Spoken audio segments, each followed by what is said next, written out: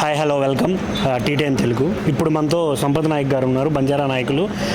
మంగ్లీ గారి ఇష్యూ గురించి తెలంగాణ రాష్ట్ర నాయకులు సంపత్ నాయక్ గారు ఉన్నారు మనతో.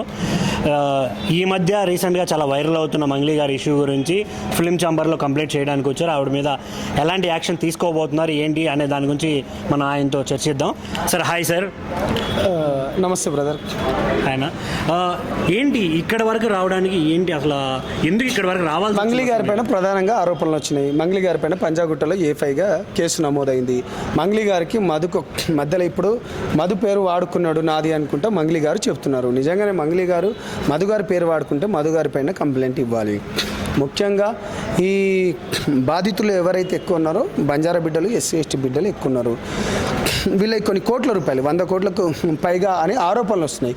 అవి నిజాలు తెలుసుకునేంత వరకు మంగ్లీ గారికి ఎటువంటి అవకాశాలు ఇవ్వదని. ఎందుకంటే ఇప్పుడు ప్రైవేట్ సంస్థలో కానీ లేకపోతే గవర్నమెంట్ సంస్థల్లో చిన్నపాటిది ఏమైనా అయినా కానీ వాళ్ళని సస్పెన్షన్ చేస్తారు. ప్రైవేట్ ఆర్గనైజేషన్లో మీరు ఎటువంటి తప్పు చేసినా చేస్తారు. మేము అందుకనే సినిమాలు ఎవరైతే ఆఫర్స్ ఇస్తారో, ప్రొడ్యూసర్స్ ఎవరైతే ఇస్తారో వాళ్ళ తరపున మేము వాళ్ళకే వచ్చి ఫిలిం ఛాంబర్లో, నేను కూడా గతంలో కూడా సినిమాలు తీసిన కాబట్టి ఒక మూవీ ఆర్టిస్ట్ అసోసియేషన్ జనరల్ సెక్రటరీగా కూడా గతంలో ఉన్నా కాబట్టి నేను చాలా క్లియర్గా ఒకటే చెప్తున్నాను, నిజాలు బయటకు వచ్చే వరకు మంగ్లీ గారిని ఎటువంటి అవకాశాలు ఇవ్వద్దనుకుంటున్నాను.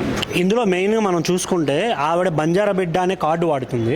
ఆవిడ నిజంగా బంజారా బిడ్డ అయినా కూడా కింది స్థాయి నుంచి వచ్చాను నేను, సో ఇందులో నా తప్పు ఎలాంటిది లేదు. వేరే వాళ్ళు నా పేరు వాడుకొని చేస్తే మీరు ఎలా నమ్ముతారు, నా మీద ఎలా అలిగేషన్స్ వేస్తారు అనేది పోలీస్ కంప్లైంట్ కూడా ఇచ్చినట్టున్నారు ఆవిడ. దీని గురించి ఏం చెప్తారు? బాధితుల్లో మెజారిటీగా ఉన్నది బంజారా బిడ్డలే, తప్పకుండా SC/ST BC OC బిడ్డలు కూడా ఉన్నారు. మరి వీళ్ళందరూ కాదా? ఈ విక్టిమ్ కార్డుని ఎందుకు వాడుకోవాలి? నువ్వు అసలు బంజారా బిడ్డ నువ్వు ఎందుకు చెప్పాలి? బాధితుల్లో మెజారిటీగా ఉన్నది కూడా బంజారులే కదా, వీళ్ళకి న్యాయం చేయంటున్నావు కదా. నీకు నిజంగానే ఏమైనా చిత్తశుద్ధి ఉంటే మీరు కాల్ చేస్తే DGP దగ్గరికి వెంటనే పోతే బయటికి లాగండి. మీకు సెలబ్రిటీ స్టేటస్ అని ఇచ్చిందే పేద ప్రజలు, నిన్ను ఇలా ఇంత ఎత్తుకు లేపిందే ఈ ప్రజలు. అంటే వీళ్ళకి అన్యాయం జరిగినప్పుడు మీరు బయటికి రారా? కేవలం ఇప్పుడు మధుకు అసలు నిప్పులేంది పొగెట్లు వచ్చింది? మధుకు మీ పైన ఎందుకు ఆరోపణలు వచ్చినాయి?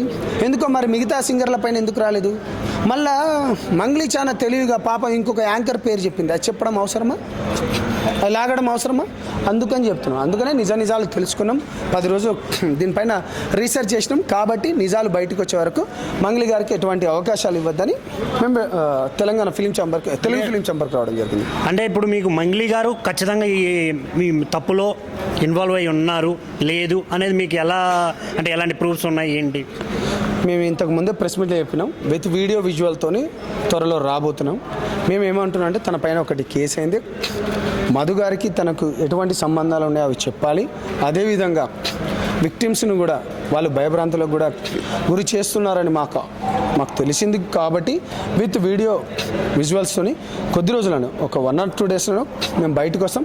డెఫినెట్లీ దీనిపైన పూర్తి సమాచారం కూడా రావాల్సి ఉన్నది. పేద బిడ్డలకు న్యాయం జరగాలి అల్టిమేట్గా. ఇంకోటి రీసెంట్గానే 4-5 మెంబర్స్ చనిపోయారనేసి పెద్ద చర్చ జరుగుతుంది. మాకు తెలియదు వాళ్ళ సైడ్ నుంచి, బాధితుల సైడ్ నుంచి లేదు. నేను ఏమంటున్నా అదైతే మాకు తెలియదు. నేను నిజంగా ఎవరైతే మోసపోయినరో బిడ్డల పక్షాన ఉన్నారు కాబట్టే గిరిజన కార్డును విక్టిమ్ని వాడుకోకుండా ఇవాళ మేము అందరం వచ్చింది కూడా ఇవాళ గిరిజన బిడ్డలమే. అందుకనే మేము ఇవాళ కంప్లైంట్ ఇవ్వడం జరిగింది. పేద ప్రజలకైతే న్యాయం జరగాలి. ఓకే అన్న, థ్యాంక్ యూ. ఈరోజు Telangana film chamber film association general secretary గౌరవ పెద్దలు జనసేన పార్టీ నాయకులు సంపత్ నాయక్ గారు, అలాగే గిరిజన సంఘాల జాయింట్ యాక్షన్ కమిటీ రాష్ట్ర అధ్యక్షులుగా నేను, అలాగే సేవలాల్ సేన, అలాగే మరియు ఇతర గిరిజన సంఘాల ఆధ్వర్యంలో వచ్చి, అంటే ఈ సంఘాలు ఒక నిమిషం పక్కన పెట్టుకుంటే పేద ప్రజల పక్షాన ఎక్కడైనా ఏ డిపార్ట్మెంట్లోనైనా అన్యాయం జరిగితే అక్కడ వారిపైన చర్యలు తీసుకోవడం ఇది సాంప్రదాయం, ఇది ఒక రూల్, ఇది ఒక చట్టం.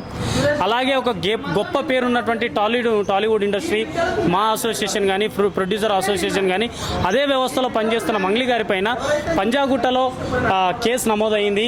ఏదైతే మైక్రో ఫైనాన్స్ పేరిట 100 కోట్ల స్కామ్ జరిగింది అని చెప్పేసి వేరొకరికి భయభ్రాంతులకు గురి చేస్తున్నారో ఆ దాంట్లో A5గా తన పేరు నమోదైంది. కాబట్టి ఈ ఆరోపణల నేపథ్యంలో మంగ్లీ గారు అంటే గౌరవం ఉంది. మంగ్లీ గారు అంటే మా ఇంటి ఆడబిడ్డగా మేము చూసుకున్నాం ఇన్ని రోజులు. మంగ్లీ గారు అంటే మా కమ్యూనిటీలో ఒక నంబర్ 1 పొజిషన్లో ఉన్నాం.